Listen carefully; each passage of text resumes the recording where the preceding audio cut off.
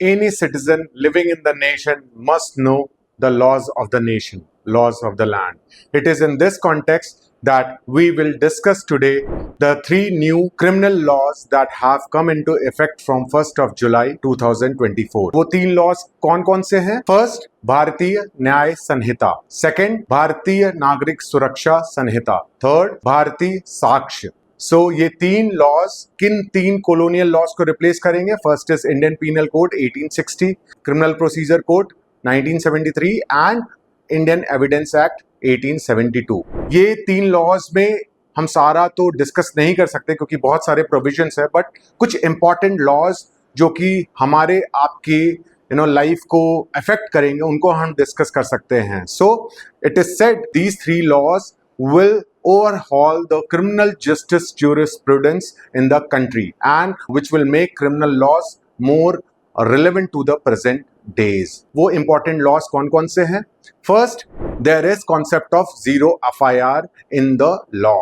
इससे भी पहले zero FIR थे कोर्ट्स के जजमेंट के थ्रू, बट वो implementation उसका बहुत ही वेग था, इम्प्लीमेंटेशन उतने स्ट्रांगली नहीं हो पाता था। सो जीरो एफआईआर ये कहता है कि किसी भी ज्यूरिसडिक्शन में क्राइम हो, आप कहीं पे भी कंप्लेंट लिखवा सकते हो। जैसे दिल्ली में क्राइम हो, सो आप मुंबई में भी आप उस क्राइम की रिपोर्ट कहीं पे भी किसी भी पुलिस थाने में आप दर्ज करा सकते हैं। It is that police station which will transfer the FIR to the place of the police station where the crime has happened. Second is investigation complete की जाएगी 90 days में। कोई भी investigation, कोई भी crime होता है, उसकी investigation पुलिस जो है 90 days के अंदर में complete करेगी और progress report victims को दिखाई जाएगी, दे दी जाएगी। Third is कि नई डेफिनेशंस दी गई है बहुत सारे टर्म्स की, जैसे कि gang rape of minors, false promise of marriage. There is also elaborate definition of terrorism. Fourth point है कि कोई भी सीरियस क्राइम के लिए वीडियोग्राफी मस्ट है, इंपॉर्टेंट है। सीरियस क्राइम इन जनरल हम मानते हैं 7 साल से ज्यादा की सजा को हम सीरियस क्राइम कहते हैं क्रिमिनोलॉजी में। कोई भी ऐसे इंसिडेंट्स होंगे, आप देखते हो कि पास्ट में आरुषि हत्याकांड में we lost the evidences, so in this case mandatory videography of the crime will be necessary and even videography in the case of search and seizure will be very important so that कोई भी wrong person को frame नहीं किया जाए। पांचवा जो law है वो कहता है कि आप EFIR फाइल कर सकते हो, मतलब आपको पेन एंड पेपर पे लिखना नहीं है, आप कहीं पे भी ऑनलाइन मोड से आप FIR दर्ज करा सकते हो। ऑल्सो एविडेंस एक्ट में, भारतीय साक्ष्य में ये भी प्रोविजन बनाया गया है कि कोई भी इंटरनेट रिलेटेड, ताकि व्हाट्सएप टेक्स्ट या सोशल मीडिया के पोस्ट या कोई भी ऐसे सोशल मीडिया या इलेक्ट्रॉनिक मीडियम के थ्रू एविडेंसेस या आप कंप्लेन दर्ज करा सकते हो, इवन वो भी एविडेंस माना जाएगा। छठा लॉ क्या है कि statement of the victims in case of rape will be recorded in the presence of guardian or any relative so that she is not threatened, she is not victimized. छठा है sedition. Sedition कहता है कि any unlawful act of revolution done against the established power.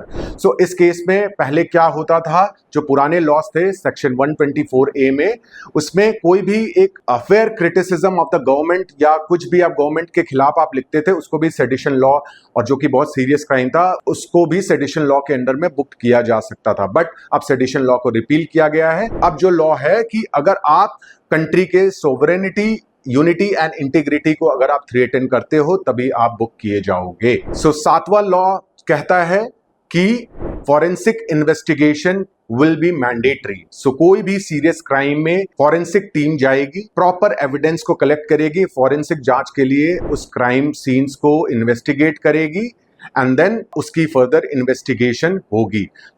ये forensic institutions को, हमारे यहाँ forensics बहुत पुअर थे, उनको स्ट्रेंथन करने की तरफ एक कदम है। आठवां लॉ कहता है डिटेंशन के बारे में। Police can detain any person, अगर उनके ऑर्डर को, उनके इंस्ट्रक्शंस को अगर आप 24 आवर्स के अंदर नहीं मानते हो तो police have the right to detain any person. इसका क्रिटिसिज्म भी देखेंगे बाद में। नौवां लॉ जो कि बहुत इंपॉर्टेंट है जजमेंट के केस में, ये कहते हैं क्रिमिनल केसेस में जजमेंट 30 डेज के अंदर आएगा after completion of the trial. Police investigate करेगी, उसके लिए 90 डेज दिया गया है and then there will be trials in the court, but after completion of the trial within 30 days and at most 45 days के अंदर जजमेंट आएगा criminal cases में। And lastly there will be scheme of witness protection. Major developed countries में जहां पे strong laws है वहां आपको स्ट्रॉन्ग विटनेस प्रोटेक्शन स्कीम देखने को मिलता है, जहां पे कोई भी गवाह होता है उसको जो है सरकार प्रोटेक्शन देती है, उसको उस विटनेस को प्रोटेक्शन देती है। इंडिया में 2 सुप्रीम कोर्ट के जजमेंट 2016 के थ्रू आया था, बट ऑन द ग्राउंड आप देखो कि बहुत सारे विटनेसेस को थ्रेटन किया जाता है, उनको मार भी दिया जाता है। So in that sense government of India instructs state government to come up with new witness protection scheme, right. So ये 10 लॉज हैं। इनका क्रिटिसिज्म भी देखते हैं। पहला क्रिटिसिज्म है कि ये जेंडर न्यूट्रल लॉ नहीं है। इसमें आपने वुमेन के अगेंस्ट में क्राइम के बारे में, सेक्सुअल क्राइम के बारे में आपने बात की है, but what about other genders, what about men? There are crimes, sexual crime against males also, there are sexual crimes against the transgenders also. So the law, in order to have a comprehensive understanding, comprehensive overview of the gender neutral scenario, the law must take care, and it is said that government have taken that into consideration, and that in the next amendment the government might make the laws more gender neutral. Second criticism जो detention से आता है कि 24 hours में आप कोई भी instruction government का हो, आप अगर कहीं से फॉलो नहीं कर पाते हो या कोई मजबूरी आ जाती है अगर आप फॉलो नहीं कर पाते हो, तो उस केस में लॉज को मिसयूज किया जा सकता है। We could see the advent of the police state, जहां पुलिस के इंस्ट्रक्शन या लॉज को आप नहीं माना या उनके कुछ 24 आवर्स के अंदर में, सो आपको जेल भी हो सकती है।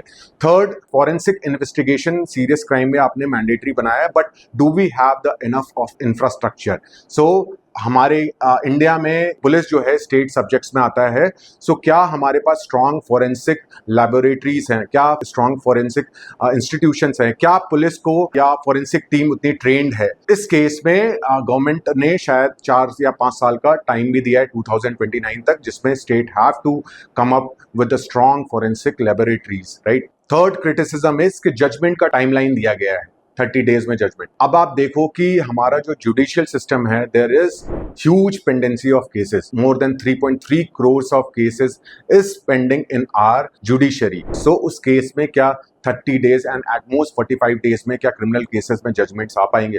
सो I think this provision is a farce. जब तक आप सिस्टमिक चेंजेस नहीं लाते हो जुडिशरी में, तब तक जजमेंट्स के टाइमलाइन बढ़ते जाएंगे। Many states have complained that the centre while enacting these 3 laws have not taken into consideration their views, क्योंकि 28 स्टेट्स हैं इंडिया में। उस केस में क्रिमिनोलॉजी जो है वो कॉन्करेंट लिस्ट का पार्ट है, जिसमें स्टेट एंड सेंटर को दोनों को इक्वल से है। तो उस केस में पुलिस भी स्टेट्स के पास है, तो आपको सेंटर्स के व्यू पॉइंट लेने बहुत जरूरी होते हैं, राइट। एंड सेंटर ने यूनिटरली इन सारे लॉज को इनैक्ट किया है। सो आप क्या समझते हो कि ये सारे लॉज कितने कॉन्टेक्चुअल हैं आज के प्रेजेंट डेज में? Please comment in below. Thank you. जय Hind. Have a nice day. It's just a small initiative towards building an informed nation.